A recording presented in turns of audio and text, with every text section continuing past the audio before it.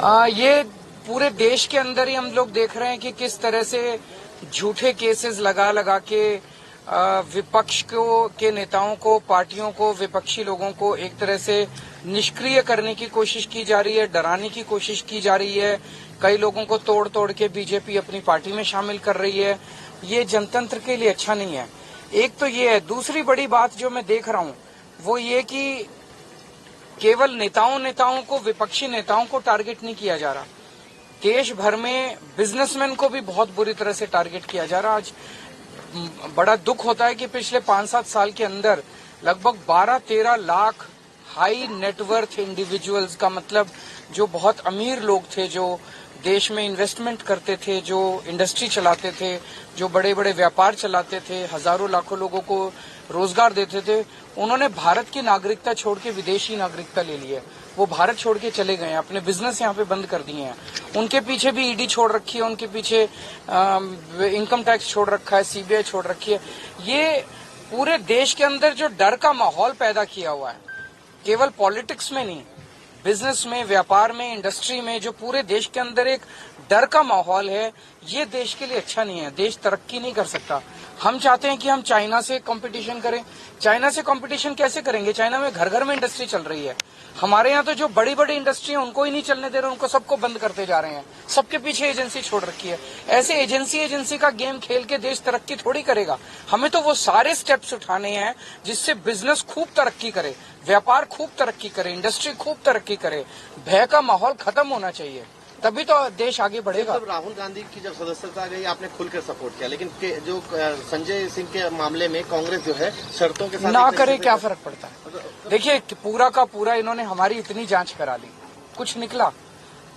बस घोटाला बोले, बस घोटाला हो गया, कुछ नहीं निकला उसमें, सारी जांच करा ली। बोले स्कूल के क्लासरूम बनाने में घोटाला कर दिया, सारी जांच करा ली, उसमें कुछ निकला। फिर बोले बिजली का घोटाला हो गया, इतने 1000 करोड़ रुपए का, उसमें कुछ नहीं निकला। फिर बोले सड़कों के बनाने में घोटाला हो गया, उसमें कुछ नहीं निकला। पानी का घोटाला हो गया, उसमें कुछ नहीं। अब ये धीरे धीरे पता चल रहा है, कल सुप्रीम कोर्ट की सुनवाई आप सब लोगों ने सुनी कि ये पूरा शराब घोटाला भी फर्जी है। मैं तो शुरू से ही कह रहा था कि 1 पैसे का कोई लेन देन नहीं हुआ। जज कल बार बार पूछते रहे, कोई तो दिखाओ, 1 पैसा तो दिखाओ, कहीं सबूत तो दिए। एक सबूत नहीं है इनके पास, एक सबूत नहीं है। तो पूरा का पूरा शराब घोटाला फर्जी है। थोड़े दिन के अंदर ये शराब घोटाला बंद हो जाएगा, एक और ले आएंगे।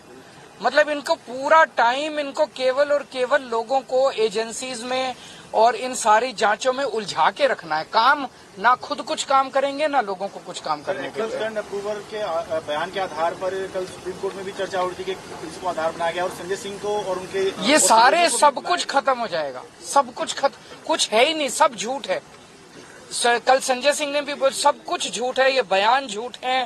तंग कर करके, टॉर्चर कर करके बयान लिए गए हैं, लोगों को जबरदस्ती कर करके बयान लिए गए हैं। सारे बयान झूठ हैं, कुछ है ही नहीं। लेकिन मैं तो ये कह रहा हूँ, अभी तो ये देख लेना, थोड़े दिन में शराब घोटाला खत्म, कहेंगे शराब घोटाले में कुछ नहीं मिला, फिर एक और नया ले आएंगे। कोई अंत थोड़ी है।